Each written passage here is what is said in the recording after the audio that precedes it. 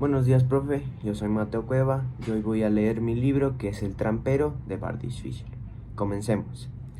Se había detenido a escuchar el exquisito madrigal de un turpial gorjeador y se había ofrecido a cantar con él, escogiendo Dame los dulces deleites del amor, pero no había encontrado ningún pájaro que quisiera cantar con él, aunque de vez en cuando alguno, como la taravilla, trataba de seducirlo imitándolo. En un pedazo de suave piel de cabritilla llevaba una armónica, y 1,5 kilómetros y 10 minutos después la sacó y miró a su alrededor en busca de enemigos. Había descubierto que tocar arias de Bach o Mozart, estando en territorio enemigo, era bueno para su soledad, y además la música llenaba de asombro a los indios ocultos. A esa hora en casa, lejos, su padre quizá estuviese tocando el pianoforte. Una hora después, lo que le cautivó la mirada, mientras estaba montado sobre su garañón negro con 2 pesadas pistolas colgándole de la cintura y un rifle atravesado sobre el arzón, fue un enorme monstruo marrón amarillento al que algunos hombres llamaban grizzly. La bestia excavaba en la húmeda marga con impaciente frenesí, usando sus poderosas garras curvadas como si fuesen escoplos. De vez en cuando se detenía para acercar la cara al agujero y olfatear, volviendo a excavar con lo que parecía el doble de energía que antes. El hombre a caballo creyó que el oso trataba de sacar a un perrillo de la pradera, aunque porque el muy idiota iba a dedicarse a eso, escapaba al entendimiento de cualquiera. En el último momento, el perrillo aparecía de repente y se largaría, y el monstruo se quedaría allí sentado con lúgubre frustración sobre su enorme y gordo trasero, como si estuviese hundido hasta la cintura en pelaje. Sus pequeños ojos se quedarían observando el mundo a su alrededor. De repente el hombre del caballo sintió una sacudida de asombro. Lo que la bestia estaba invadiendo no era la madriguera de un perrillo, sino la guarida de un tejón, y el hombre no conocía a un luchador más letal. Creyó saber lo que había ocurrido. El tejón, al que le brillaban los negros ojos de ira e indignación, se había retirado al fondo de su madriguera subterránea, y allí, gruñendo en la oscuridad, había esperado. Al fin, hirviéndole la sangre de furia, se había abalanzado por el túnel y con unos dientes tan puntiagudos como agujas había mordido el hocico del oso. Con la emoción de la majestuosidad llenándolo por completo, el hombre observó el extraordinario drama que se desarrollaba ante él. El hocico de un oso es tan blando y sensible que un ataque contra él era una afrenta que llenaba a la gran criatura de una furia colosal. Aquella bestia, que calculó que debía de pesar alrededor de 500 kilos, dejó escapar desde su pecho una serie de salvajes rugidos guturales y se levantó sobre sus cuartos traseros con 15 kilos de enfurecido tejón colgando de su hocico. Las garras del tejón se clavaban como bisturíes en la cara y los ojos del oso. En pie, el monstruo giraba y giraba como un hombre gordo que llevase un abrigo de piel al tiempo que sacudía la cabeza de lado a lado tratando con débiles gestos de quitarse encima a su enemigo. Pero el tejón había clavado casi todos sus dientes en el hocico del oso, y eran 15 kilos de salvaje furia luchadora. El hombre soltó un resoplido de incrédulo deleite y siguió observando. Desde que había llegado al oeste 7 años atrás, había sido testigo de unas cuantas peleas extraordinarias, pero ninguna había hecho que se le salieran los ojos de las órbitas como le estaban ocurriendo ahora. El oso seguía girando, sacudiéndose y aullando, o lloriqueando como un niño asustado o herido mientras las 4 patas del tejón le arañaban los ojos. Las patas delanteras del grizzly parecían tan inútiles como si las hubiese tenido rotas o le hubiesen arrancado las garras. El hombre que los observaba no comprendía del todo. Con esos cinceles de tejón enterrados en su sensible hocico, el grandulón estuviese tan pasmado, tan lleno de asombrada indignación, confusión y dolor como para que su voluntad hubiese quedado paralizada. Lo único que podía hacer era seguir girando y girando, cayendo sobre sus 4 patas y volviendo a levantarse mientras todo el tiempo seguía emitiendo el lúgubre lamento quejumbroso propio de algo a quien se le estuviese rompiendo el corazón. Fin del primer capítulo. Segundo capítulo. John Bowden era un hombre testarudo. A su testarudez él la llamaba fuerza de voluntad. En su ciudad, un abogado le había dicho en la cara: eres el cabezota más inflexible, recalcitrante y obcecado desde la época de Adán.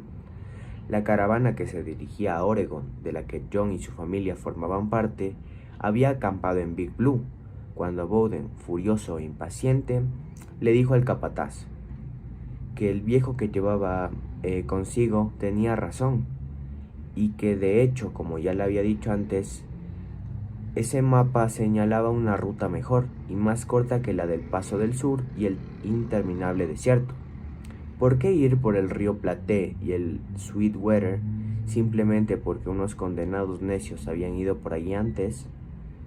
El capataz, como había hecho en encuentros anteriores, se había negado a escucharle y le había dicho bruscamente que se fuera, momento en el que Bowden había desenganchado su carreta de la caravana y con su mujer y 3 hijos emprendió uno de los viajes más fantásticos y peligrosos de la historia de la humanidad. Con él iban su esposa Kate, su hija Lau, de 16 años, su hijo John, de 14, y su hijo Robert, de 12. Mientras los otros componentes de la caravana observaban a Bowden y a su familia desaparecer lentamente hacia el noroeste, pensando que se había vuelto loco. Creyeron que no volverían a verlos nunca.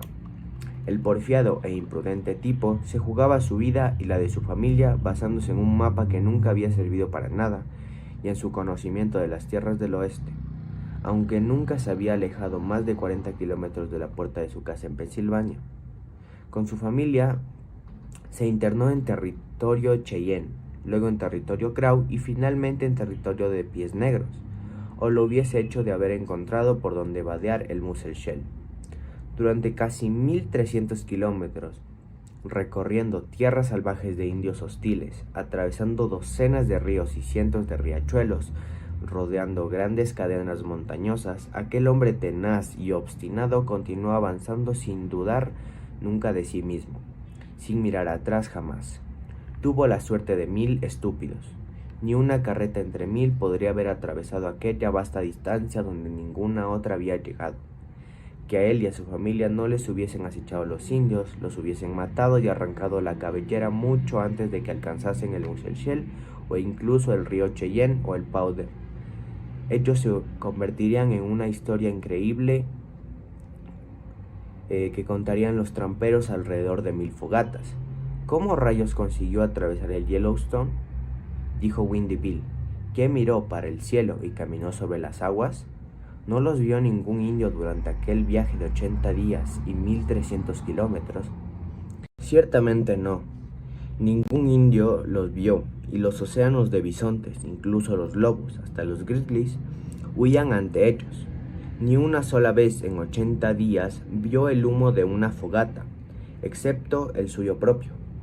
Bowden sabía tan poco sobre los indios que ataba a sus 2 bestias por la noche como si estuviese en el patio de su casa, y con la inocencia de los ángeles, él, su esposa y sus hijos dormían un sueño profundo.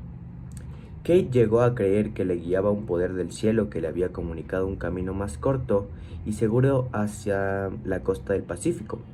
Antes de ponerse en marcha, había oído historias sobre las dificultades del camino y sobre todas las tumbas que había en la ruta del Paso del Sur. En la ruta que John había tomado había varias dificultades, pero no tumbas.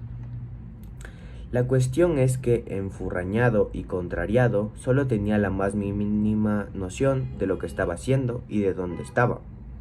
Llegó tan al norte que al final de los 80 días encontró el Musselshell, a solo unos pocos kilómetros al sur de su desembocadura en el Missouri. Por lo que él sabía bien, podría haberse tratado de Columbia o del Saskatchewan. Nunca había oído que el lunes 20 de mayo de 1805, William Clark, en ruta hacia el océano, había escrito sobre aquel río llamado el Shell y el Musselshell, anotando en su diario que se desaguaba en el Missouri a 3650 kilómetros al norte desde la boca del río. Clark había escrito que tenía 100 metros de ancho y que era de un color verde amarillento. John solo sabía que era demasiado profundo para vadearlo. Vio fruta madura en la orilla del río y, dado que su desvencijada y chirriante carreta necesitaba alguna reparación, decidió detenerse en la orilla de este durante unos días. Es difícil de decir qué habría pensado de haber sido que un explorador Pies Negros se encontraba tumbado tras un cedro enano y lo observaba. Se dijo que haría los arreglos mientras su familia reunía y secaba fruta, El hecho de que decidiese acampar durante una semana al mismo lado del territorio Pez Negros indica el insondable alcance de su ignorancia. Eso es todo. Muchas gracias.